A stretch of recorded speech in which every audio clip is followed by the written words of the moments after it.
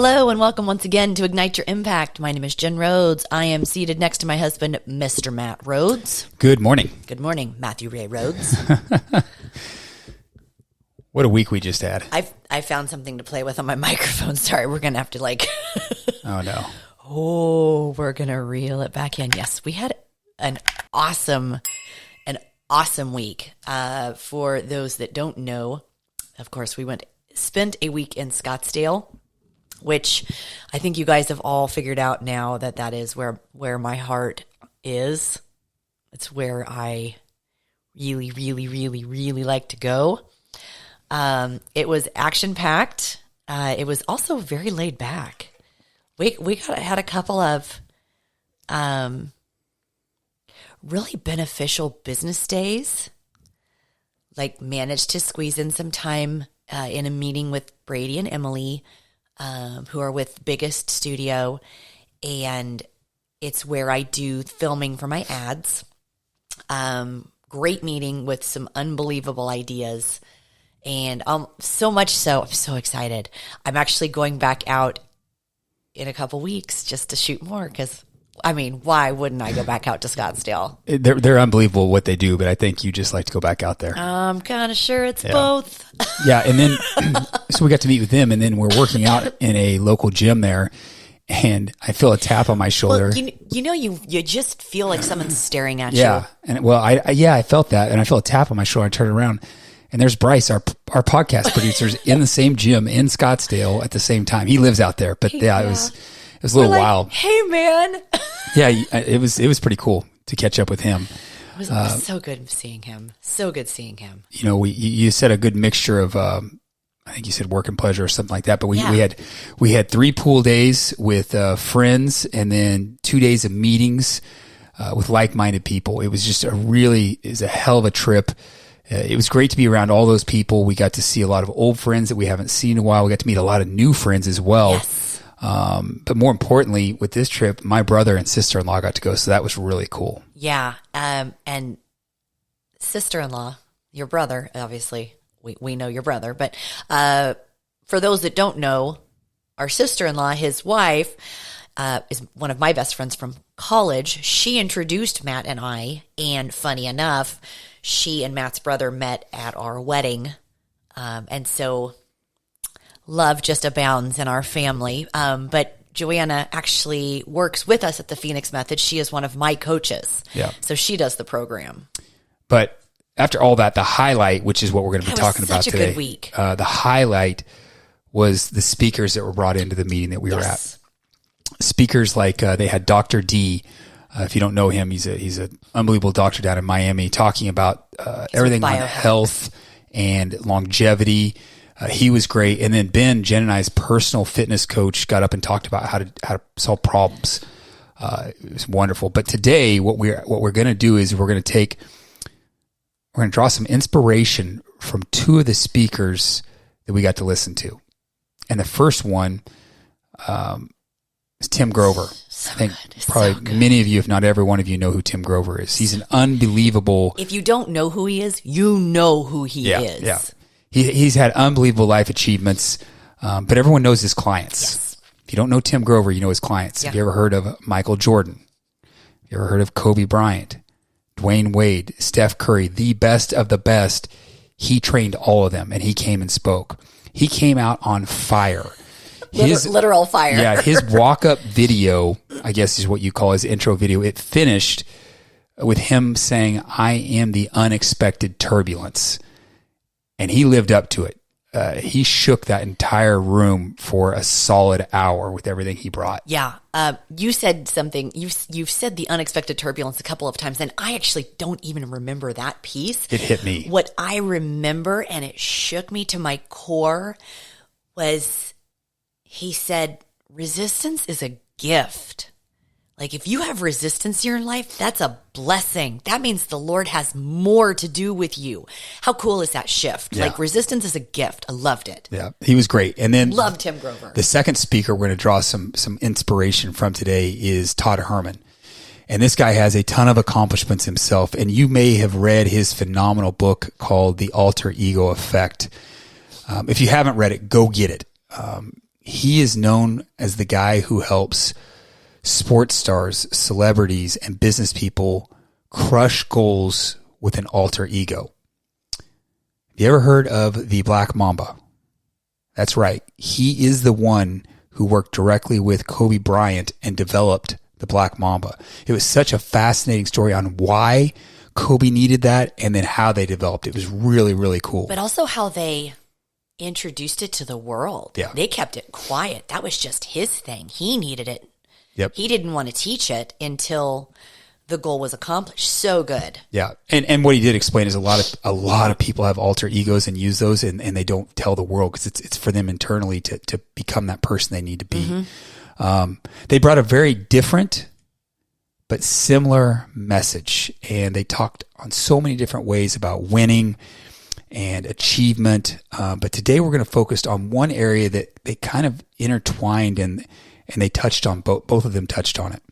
And I love this topic because when John, which was our first real mentor and coach that we hired, he talks about this with me. He says, you finally killed, he uses a few other language in there, but you finally killed off that old person. And that's what I did is I killed off that old Matt to become the person that I'm working every day to be that person. Yeah.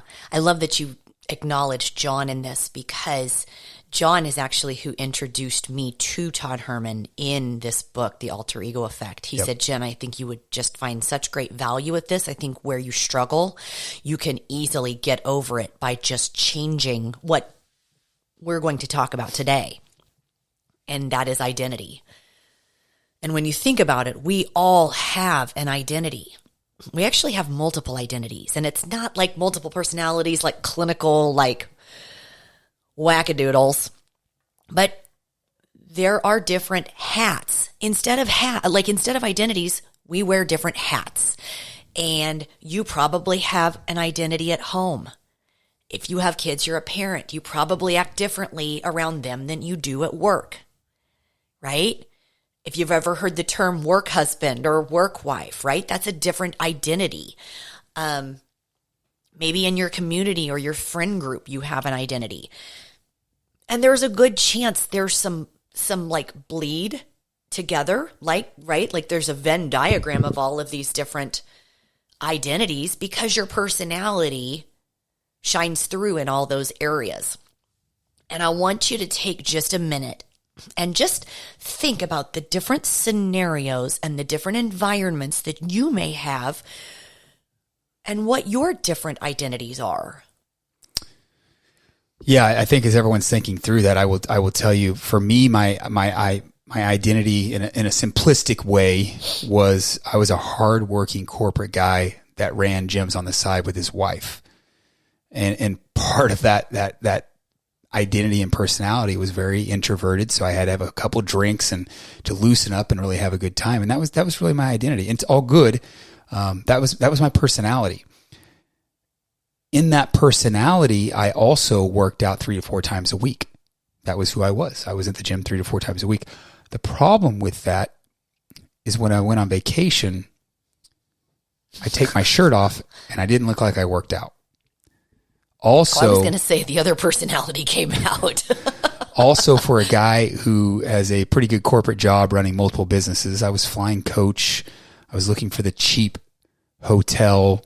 And it had to be all inclusive to afford it, and that's all fine. That's all good, especially if that's where you sit. But that wasn't who I wanted to be. It wasn't who I wanted to be. I think anyone listening can think about what their identity is now, and that may not be who they want to be, and they're struggling on how to overcome that, which is what we're going to talk about today. Here's the problem with that, though. Not wanting a certain identity and trying to move to a different one. Or here's when people get into trouble and they spin their wheels and they can't change. They sit down and they say, okay, I want to lose weight, as an example. What I actually want is I want to turn heads when I go to the pool. Anyone listening, do you identify with that or some sort of that? Yeah, absolutely. Me. Or I want to make more money so that I can fly first class and I can order things off the menu without having to look at the price. And that's what there's conjuring up in their head. Yeah. So what do they do in either case? They look at their habits, right? Like, I want to change how I am, so I'm just going to go ahead. I'm going to go clear the pantry. I'm going to go throw all the junk food away. Yeah, that's where I was going. This is where the problem sits in. Yeah. Keep going. They realize their habits are what's holding them back. This is true, but this is not the actual problem. It's not the actual solution either. Now, when I say habits and your habits are getting in the way, this means they do Mexican 2 times a week. And then they throw in after game celebrations with the parents at the local bar and grill. And let's think about this. You've got 1 to 2 games a week. So now we've got potentially 4 to 5 habits of eating out. They say, in order to fix this problem I have, I need to change my habits. I need to say no to these things. I need to cut all these things out. We're not going to do this anymore. I need to prepare my meals, or I need to find a meal prep company that'll make me change my habits. So they try that, and it works for a week or 2. You can be really diligent and work hard and grind, and these habits could essentially work for a couple of weeks until it doesn't. Cravings kick in. Habits kick in. Oh, you're not going to come to the after game party, blah, blah, blah. Oh, no, I don't do that anymore. And they say, you know what? I've done really good for 2 weeks. I deserve a night out.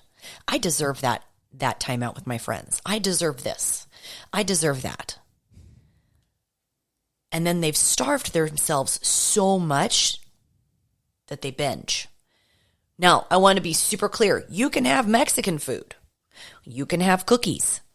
You can have a donut at the office. You can have time with friends. I don't want that to be the point here. Otherwise, you're going to miss the gold in what we're going to share. And Todd mentioned this, alter ego effect. Todd mentioned this about a couple of experiments that I want to layer in some context. University of Minnesota, I don't know when this happened. I apologize, I don't have the year.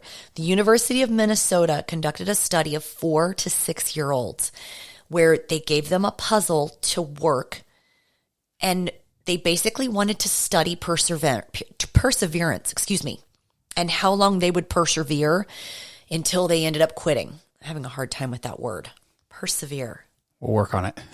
Sheesh.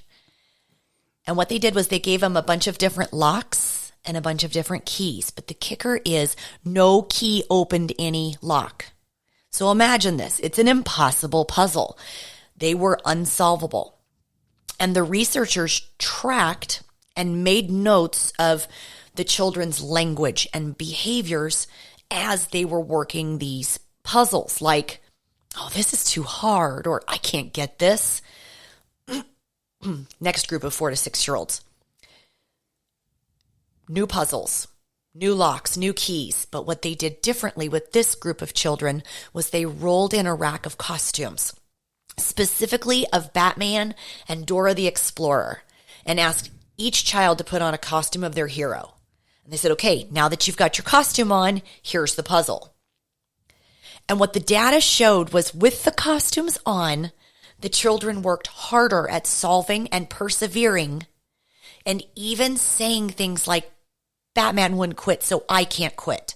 Or Dora always finds a way. Think about that slight change, that costume, that cape, that new altered ego that totally changed their mindset. So that's the first study. The second was in 2012. There was a study on the impact of enclosed cognition. There's your money words for the day. What? I love it. I love it. Yeah. Enclosed cognition. I love how it just ties in my fashion degree into this. But it mainly was centered around the idea that people associate a white lab coat with carefulness and attentiveness. And as predicted, a study group had a task to accomplish, It was like a test they took. It was a test. Yeah, You're absolutely it was a test. right. It was a test that they took. And the participants wearing a white lab coat, and it was described as a doctor's coat. It was just a white coat. They said, put this doctor's coat on. Participants scored higher in attentive tasks while wearing that specific white coat. Conversely, same coat, I want you to put on this painter's coat. There's no labels or anything. It's literally a bone white coat. Same coat, different group of people. Same coat, different people. Put on this painter's coat because it was described as a painter's coat. The scoring on the same test was higher in creative tasks. What if that description of the garment presupposed how their brain was going to function? Isn't that interesting? Yeah. But what Todd said was transforming your identity changes your habits. You put on a 3-piece suit. How do you feel? You feel powerful. No, well, not as a lady. You put on just like this banging gown. Don't put on a banging gown. And you feel, God, when I dress like that, I feel unstoppable. I know people are looking at me. I wore a damn tutu to the meetings, and somebody looked at me and said, "Of course you did." I'm like, "Of course I did. Yeah, I want to wear a tutu. I feel powerful in my adornment." But what Todd said was transforming your identity changes your habits. What Tim said was that your identity shapes your reality.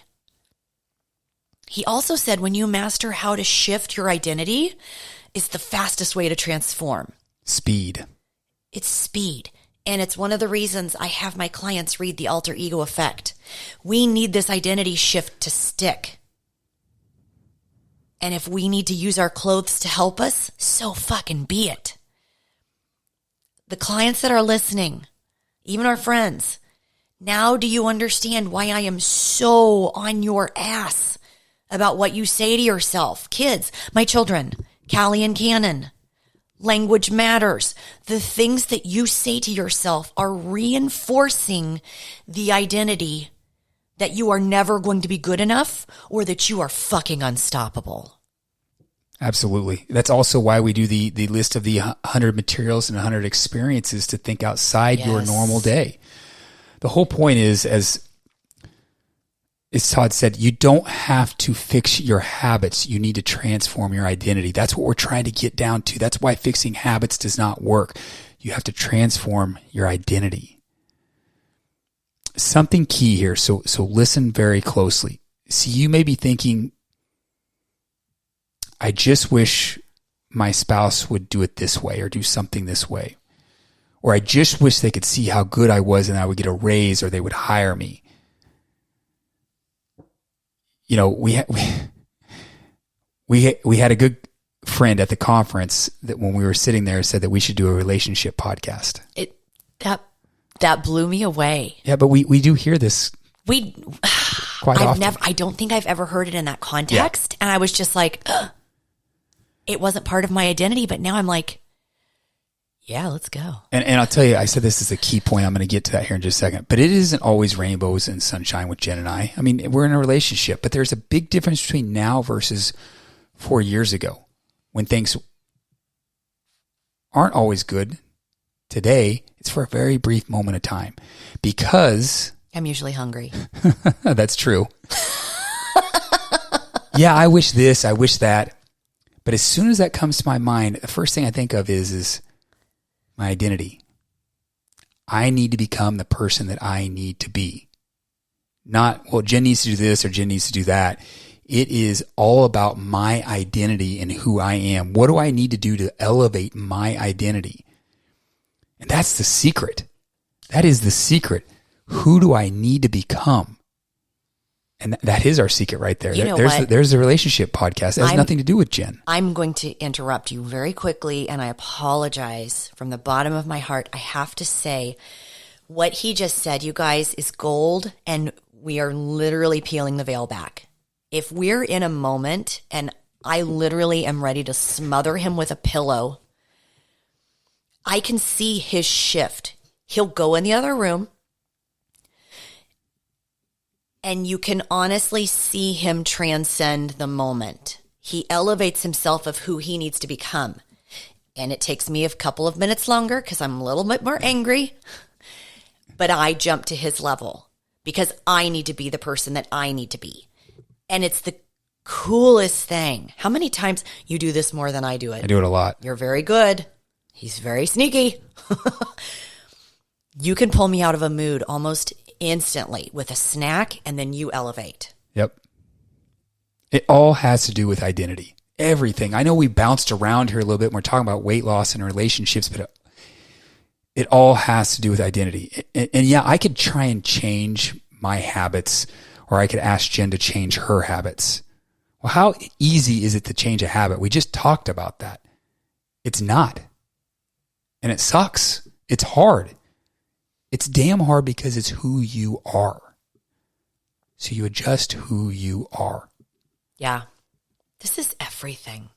I love this podcast. I love this topic. Everything starts at the identity level, not the habit level. So how do you change that identity? There are many ways. Maybe you go read The Alter Ego Effect. I'd say that's a great place to start. I would layer that with psychocybernetics, but I don't want to get a little sciencey on this. But I will say, you didn't read this book until about a year ago. Yep. I'd had this book for 3 years. How much did I bitch at you to read that dang book? I'm like, you got to read it. You got to read it. It's so good.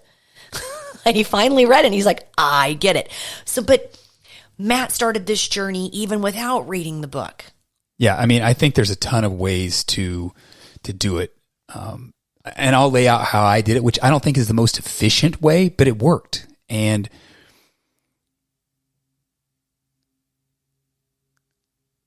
it works, so let's lay that out. Like I said, go read the book, but maybe take some notes on what I did and see how this might fit into your life. You know, I wrote down my goals when I first started out on this mission, I would call it 4 years ago. I didn't realize I was trying to change my identity, but I knew I had a shitload of habits I needed to change. And I tried to change them before and it didn't work. So this actually worked for me. I wrote down my goals. And let's take the fitness one, because I had the goals in all the areas, the relationship, the finances. But let's just look at the fitness one. I wanted to be shredded with a six-pack that commands attention and respect. That was what I wanted. And then I wrote down the reasons why. You know, I wanted Jen to chase me around the bedroom. But I wanted people to take me seriously as well. That I took myself seriously, so they should take me seriously. And so I wrote down my goals, and then I wrote down why I wanted those goals. And then I didn't know this identity or ego effect or any of this, but what I did was I immersed, am I saying that right? You did. I immersed myself in who this person needed to be. And I did it by listing out all their characteristics. I mean, what do I do? What does this new Matt do? Well, you know, he lifts 3 to 4 times a week. He hits his macros 85% of the time. He gets 10,000 steps. I mean, you get the idea. That's what I had to do to be that person. Beyond that, because that's just changing a habit right there. I had to go further. I went into what I wear. What does this new Matt wear? Who does he hang out with? What does he read? What's he listen to? Where's he go? And just develop this whole personality around the person that I wanted, I needed. And again, remember, I wanted to be. I referenced that earlier. And this helps me come up with an image of that person that I wanted to be all along. How they act and what they do. And then I had what Todd calls a totem. You know, you mentioned the Dora the Explorer and the Batman and then the jackets. But I had a totem that would help me remind me of this identity as I went through my day and things got tough. It was a wristband that I would wear. And I did this ritual every single morning to get in the proper frame for my day. And it sounds like a lot, but it's not. I mean, it literally, you just sit down and write out these things and it gets you in the mind that you want. And then as I go through my day, I noticed my habits started to change because I had clearly cemented into my mind that morning who I was and what I needed to do. And, you know, there were times when I felt like I was about ready to make a bad choice. And I would look at that bracelet and I would say, what would the shredded six-pack Matt, who commands attention and respect, do? Would he do this? And it just got me back on course. So I wasn't trying to change my habits. I was trying to become someone, not run away from something.